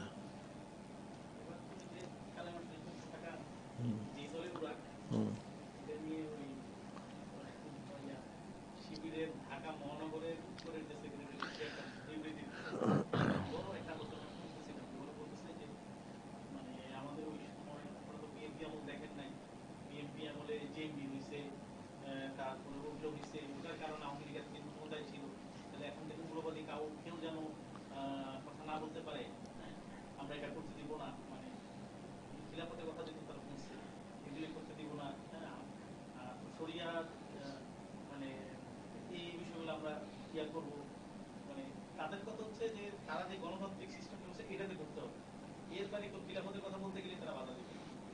ঠিকই আছে, কিন্তু সে দালাল না, ঠিকই তো আছে। এগুলি সব গোড়া গিয়ে থাকে একটাই, অনর্থক তুমি যত বলো। ডালা হয়তো চারদিকে ছড়াই গেছে, কিন্তু গোড়া তো একটা, গোড়া তো একটা জিনিস। এটা গাছ বড় হয়ে গেছে, ডালা তো অনেক দিকে ছড়াইছে, এই হইলো আর কি। ওই একটা ডালা খারিজি, একটা রাফিজি, একটা মুতাজিলা, একটা ওয়াহাবি, একটা দেওবন্দি, একটা তবলিগি, ডালা এক একটা একরকম, কিন্তু গোড়াটা তো ঠিকই আছে। এদের অবস্থা হচ্ছে এরকম।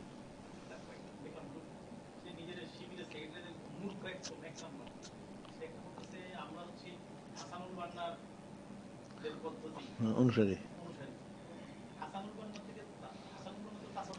হুম।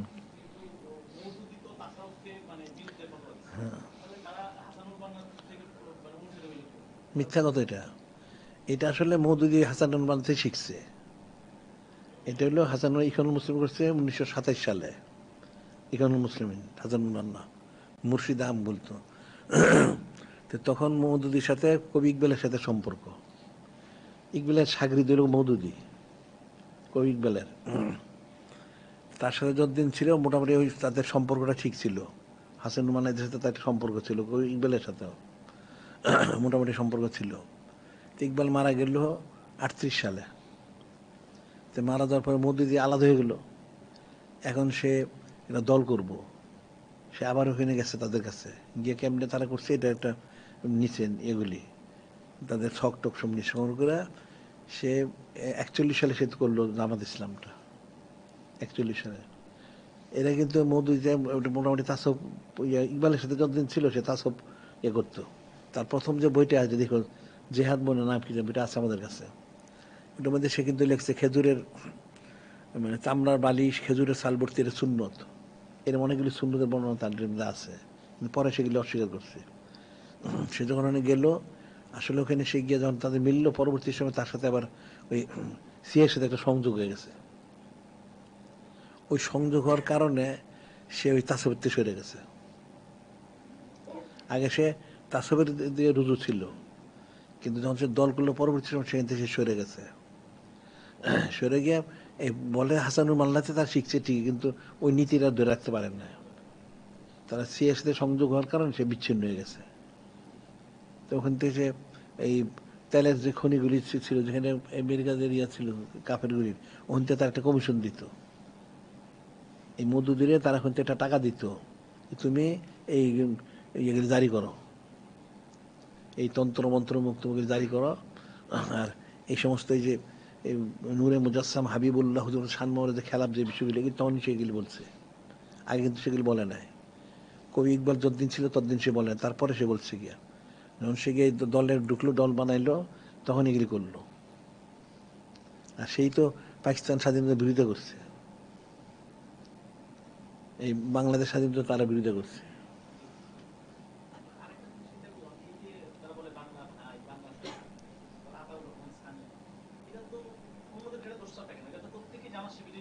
হ্যাঁ,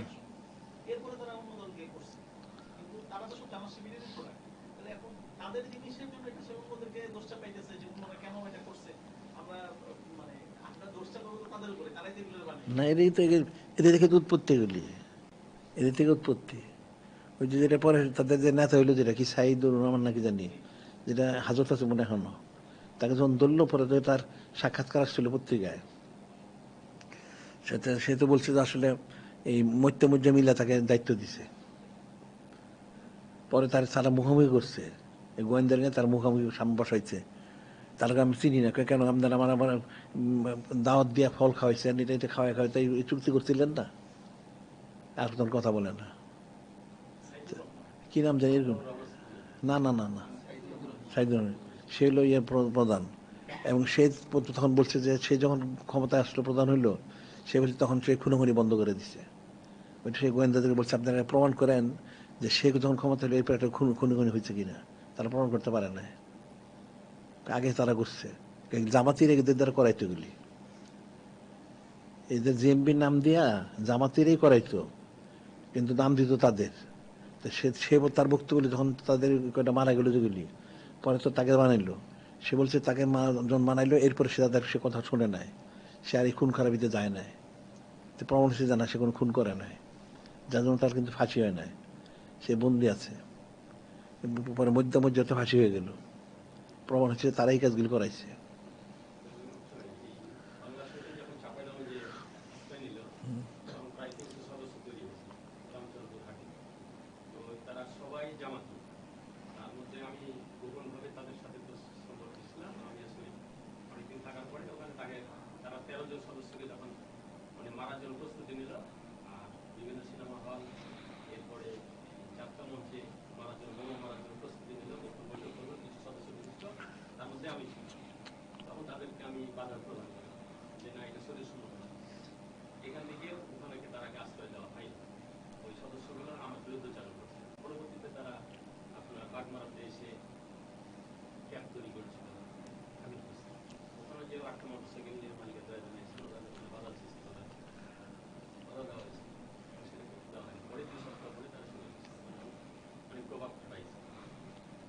এগুলি তারাই করাইছে, এগুলি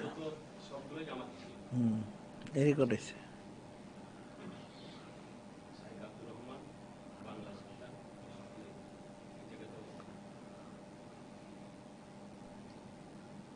এখন এগুলি হচ্ছে আসলে এরা যেহেতু এদের মূলের থেকে সরে গেছে, তখন তো হকে থাকতে পারে না। একটা লোক যদি মূলটা ঠিক না থাকে, সে কোনোদিন হক থাকতে পারবে না। এরা প্রত্যেকেই, দেওবন্দি হোক, জামাতি হোক, তবলিগি হোক বা রেজাখানি হোক, এরা কিন্তু মূলের মধ্যে নাই। এরা মুখে মুখে, কিন্তু হাকিকত তারা কিন্তু মূলের থেকে সরে গেছে। যে মূলের থেকে তারা না আসে, তাহলে তার গণতন্ত্র করে কীভাবে? এটা জায়জ পেল কোথায়? তাহলে ছবি তোলে কীভাবে? বেপরদ হয় কী করে? কিন্তু মূল মূল জিনিস তো এটা এরকম একটা হালকা জিনিস, ছোটোখাটো জিনিস। সরাসরি কোরআন শরীফ হাদিসের খেলাপ, সেই কাজটা তারা করে কেমনে? তারা যদি হকের মধ্যে থাকতো তাহলে তো করতে পারতো না এটা। যখন সে দেখা যায় তন্ত্রমন্ত্র যখন করে, তাহলে বুঝা গেল সে হকের থেকে চ্যুত হয়ে গেছে। যখন সে ছবি তুললো, সেও চ্যুত হয়ে গেল, বেপর দিলে সেও চ্যুত হয়ে গেল। তাহলে তাদের থাকলো ওটা কি? কিছুই থাকে না, যার জন্য এই হারাম কাজগুলি করে। এই দেমন্ত্রিত একই অবস্থা। এরা যে মূর্তি পূজা পাহারা দিল, মন্দির পাহারা দিল, কেন দিল?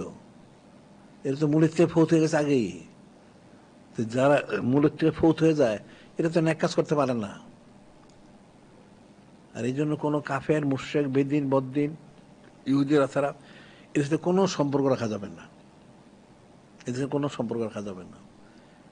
এখন যারা কাফের মুশরিকের দেশে থাকে, ইহুদিদের দেশে থাকে, নাসারা দেশে, তাদেরটা তাদের অবস্থা তারা জবাব দিয়ে করবো কেন তারা সেখানে থাকে আর কেন তারা কি করে। কিন্তু মুসলমান দেশের মধ্যে এদের কোনো সুযোগ সুবিধা দেওয়া যাবে না, প্রাধান্য দেওয়া যাবে না। এই জিনিসগুলি বোঝার বিষয় আছে। কাজে কোনো কর্মচারীও রাখা যাবে না, বা কোনো এই ধরনের দায়িত্ব পদে দেওয়া যাবে না। সে পয়সা চুরি করতে পারে, ও করতে পারে, সে করতে পারে, অবৈধ কাজ করতে পারে, তাহলে আরেক কুফর এটা। তাহলে সে তো এটাকে সমর্থন দিচ্ছে, তাহলে সে তো কাফের হয়ে গেল। কেউ যদি কোনো অবৈধ কাজ করতে পারে তার প্রাধান্য দেয়, তাহলে তো সেইটা স্বামীর হয়ে গেল, সে তো ওই দলেরই হয়ে গেল। একটা হাদিস আছে না, ইজা উমুল্লাতিল খয়তুতু ফিল আরদ মান শাহিদা ফাকারা কানা কামান গাবানহা। কোনো একটা স্থানটা পাপ কাজ হলো, একটা উপস্থিত থেকে বাধা দিল, তাহলে সে যেন এর মধ্যে শরিক নাই। আর কোন এক পৃথিবীর কোন এক প্রান্তে পাপ কাজ হইল, সে ওই লোকটা ওখানে নাই কিন্তু দূরের থেকে সে সমর্থন দিল, তাহলে সেও শরিক হয়ে গেল। নাউযুবিল্লাহ। বিষয়টা তো এরকমই। কারণ এই সমস্ত এদেরকে কোনোদিন কোনো সুযোগ সুবিধা দেওয়া যাবে না, এদের সাথে কোনো মহব্বত রাখা যাবে না। এই জিনিসটা মুসলমানদের অন্তরে এই জিনিসটা প্রবেশ করাইতে হবে। এই জিনিসটা মুসলমানদের নাই। হয়তো সাহাবাই কিরা আমরা যেটা করছেন, ওরা তো একদম সব ছেড়ে দিচ্ছেন। এই জিনিসটা বোঝার বিষয়। মানুষরা বিষয়গুলি ফিকির করে না। এই যে আবু উবাইদা ইবনে জাররাহ রাদিয়াল্লাহু তাআলা আনহু, উনি জেহাদে ওনার বাবাকে উনি কতল করছেন। তো কতল করছেন পরে এটা সাহাবাই কিরাম রাদিয়াল্লাহু আনহু বললেন, ইয়া রাসূলুল্লাহ, হাবিব বলে উনি তো এই কাজ করছেন। তো উনি ওনাকে ডাকা, হ্যাঁ আমি ওনার বক্তব্য বলি, উনি ওনার যেহেতু ওনার বাবা কাফেরের পক্ষে, উনি মুসলমান, অনেকবার ওনার সামনে পড়ছে, উনি ইচ্ছা হলে কতল করতে পারতেন, করেন না, সরে গেছেন বাবা হিসেবে। কিন্তু এমন একটা পরিস্থিতি তৈরি হইল, সৃষ্টি হইল ওনার বক্তব্য যে এখন যদি কতল উনি না করেন ওনার বাবাকে, তাহলে অনেক মুসলমান শহীদ হয়ে যাব। মুসলমানের হেফাজতের জন্য এই কাজটা করছেন। তো এই জিনিসটা বোঝা গেল কি, যে ইমানকে প্রাধান্য দিতে হবে। ওনারা কিন্তু ইমানকে প্রাধান্য দিয়া সব বাধ্যা দিচ্ছেন, কিন্তু এখন মুসলমান তো সেটা দেয় না, এর ইমানকে প্রাধান্য দেয় না, তাহলে তো গায়রুল্লাহ প্রাধান্য দেয়। এই যেগুলি যতগুলি এগুলি করছে, মূর্তি পূজা এগুলি করছে, উদ্দেশ্য মনে করে যদি সামনে নির্বাচন করে, যদি ভোটটা দেয়, আরে ভোট হিন্দুরে কয়টা ভোট দেয়, হিন্দু কয়টা আছে? মূর্খ লোক তো এটাও বুঝে নেয়। ওই তামরা সাটা করছে না যে তারা তারে ভোট দিব, তার হাকিকত তো তার প্রকাশ পেয়ে গেছে। এদের উদ্দেশ্য হলো গায়রুল্লাহ। কাজে এদের সাথে এই শ্রেণী যারা আছে এদের সাথে সম্পর্ক রাখা ঠিক না। কাফেরদের মুশরিকের সাথে সম্পর্ক রাখা জায়েজই নাই, আবার কাফের মুশরিকদের সাথে যাদের সম্পর্ক তাদের সাথে সম্পর্ক রাখা জায়েজ নাই। সে ঈমান নষ্ট করে ফেলবে। এগুলি ব্যাপক লেখালেখি প্রচার করার দরকার আছে। এখন দেশের জনগণ কবে বুঝবে তাদের যে অবস্থা, কঠিন অবস্থা।